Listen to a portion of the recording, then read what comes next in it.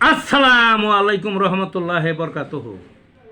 তে বন্ধুগণ, আশা করি আল্লাহ পাকের রহমতে সকলেই সহি সালামত আছেন।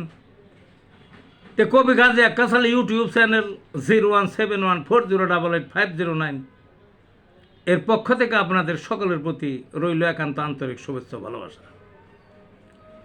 তে বন্ধুগণ, এখন আপনাদের সামনে যে বয়ানটা রাখবার চেষ্টা করব, বয়ানটা হলো এই পবিত্র রমজান মাসে একটা ওয়াজ। তো ওয়াজটার নাম কি? শুধু আবাদত বন্দেগী ধর্মের মুখ্যম পথ নয়। কি? শুধু আবাদত বন্দেগী ধর্মের মুখ্যম পথ নয়। এই পৃথিবীতে আল্লাহ পাক অসংখ্য নবী রাসূল পাঠাইছেন কোন সমাজে? যে সমাজের, যে এলাকার মানুষ বিভ্রান্ত, সবচেয়ে বিপথগামী, সবচেয়ে অধপাতে, সবচেয়ে ধর্ম বহির্ভূত, তাদেরকে মানুষ করার জন্য, পথে আনার জন্য আল্লাহ পাক এই নবী রাসূলদের পাঠাইছেন। বুঝলেন না? তো সব নবীরই দাওয়াত ছিল, হয়তো পদ্ধতিতে ভিন্ন ছিল, দাওয়াত ছিল।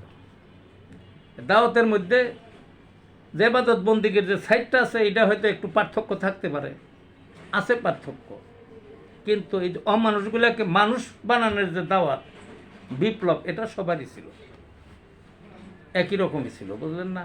তা আমাদের নবীর বিষয়ে আসা যাক। আমাদের যে প্রিয় রাসূল সাল্লাল্লাহু আলাইহি সাল্লাম, তিনি দেখা যায় মানুষকে ইবাদত বন্দেগী শিখাইছেন, আবার অমানুষগুলোর মানুষ বানাইছে। অমানুষগুলোর মানে তখন আরবীয় যে সমাজ, এটা আমার কথা না, এটা ইতিহাসের কথা, আইএমএ জাহেলিয়া বলা হয়তো সবাই জানেন। সবচেয়ে নিকৃষ্ট মানুষ ছিল ওই সমাজে, এবং তাদের তিনি এমন ভালো মানুষ বানাইলেন যে কিয়ামত পর্যন্ত এত ভালো মানুষ আর এই পৃথিবীতে আর আসবে না, এই নিকৃষ্ট মানুষগুলোকে। তে যা হোক, তিনি মসজিদে নববীতে নামাজ পড়াইতেন। ওই এর মধ্যে ফজরের উক্ত এবং আসরের উক্তে তিনি নামাজ পড়াইয়া তারপর ঘুরে বসতেন। তারপরে তাদের ওই দীক্ষা দিতেন, বুঝাইতেন, মানুষ বানাইতেন। কি সেটা? সেটা হলো মানে সঠিক পথের সন্ধান তিনি দিতেন, বয়ান করতেন। তাতে কি হলো? নামাজ তো আদায় হয়ে গেল, সবচেয়ে শ্রেষ্ঠ যে আবাদত। আবার এই তাদের বুঝাইতেন, অর্থাৎ দুইটা দিক এতে পাওয়া গেল। একটা দিক পাওয়া গেল হলো আবাদত বন্দেগীও করতে হবে, সে ওটা নবীতে শিখাইলেন। আর একটা হলো অমানুষগুলোকে বুঝাইয়া মানুষ করলেন, তিনি শ্রেষ্ঠ মানুষ বানাইলেন। ওটা একটা কাজ। বুঝলেন না? কিন্তু আমাদের দেশের প্রেক্ষাপটে কি, বা সারা দুনিয়া বর্তমানের প্রেক্ষাপটে কি?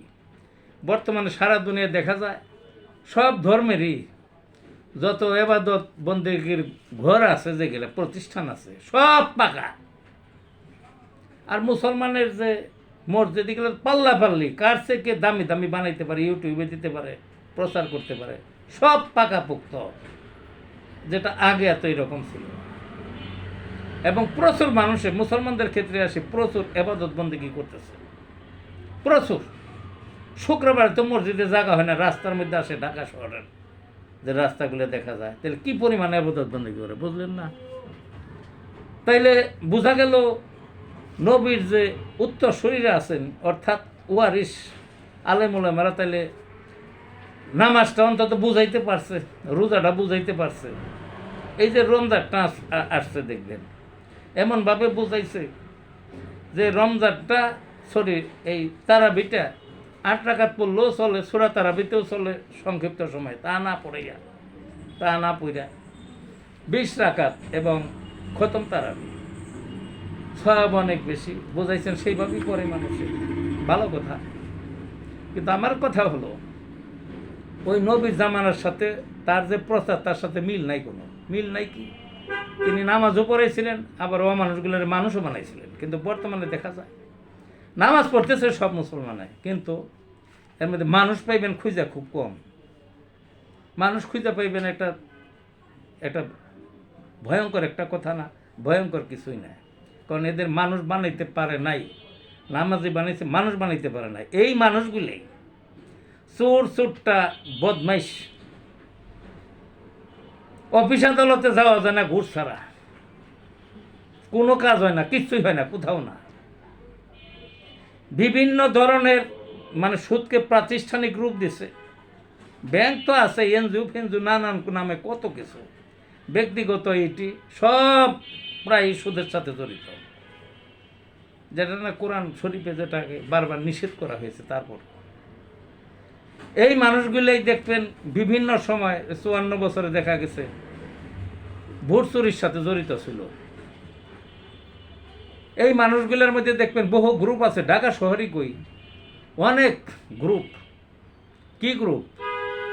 ওই চাকরি দিয়ে দিবে, বিদেশে পাঠাবে, মামলা মোকদ্দমা ছোটাইয়া দিবে, অনেক কিছুই করে দিবে। এই কয়া কয়া টাকা হাতিয়ে নিতেছে। কিন্তু তারা কিন্তু একটা বৈশিষ্ট্য, তারা কিন্তু অত্যন্ত সুবক্তা এবং খুব পরিপাটি পোশাক, ধর্মীয় লেবাস, খুব বুঝাইতে পারে। এরা আলেম ওলামা সাজছে, আলেমও কত আছে এবং কত কত আলেম ওলামা সাজছে, এইভাবে বোঝায়।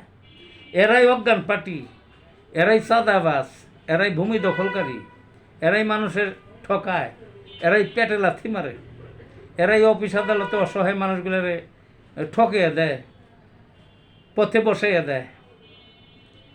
বমি পার্টি, এরাই চিন্তাই করে, আবার নামাজও পড়ে, যে কথাটা বারবার আমি কইতেছি। তাইলে তো সঠিক হইল না। অর্থাৎ দুনিয়ার যত অপকর্ম এত বেশি, এগুলা তো ওই মানে লেখা বা বলে বয়ান করে তো শেষ করা যাবে না। এত বেশি অপকর্ম এই মানুষদেরই। ওই 1-2% ভালো থাকতে পারে, বড় জোর পার্সেন্টও আসবে না, বুঝলেন না? আর সবই যে কোনো অপকর্মের সাথে আসেই আছে। বিশেষ করে মানুষ হয়ে মানুষকে ঠকানো, বুঝলেন না?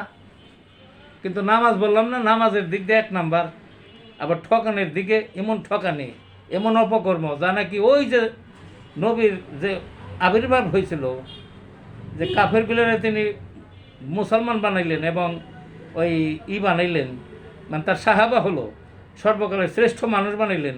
ওই কাফেরদের চেয়েও আর এদের কাজকর্ম বেশি খারাপ, ওই কাফেরদের চেয়েও অনেকেরই বেশি বেশি বেশি খারাপ কাজকর্ম। তাহলে লাভ হইল কি? লাভ হইল কি? কোনো লাভ নাই। বেহেস্তে যাইতে হইলে ভালো মানুষ হইতেই হবে, এবাদত বন্দিগি লাগবে ভালো মানুষ হয়ে।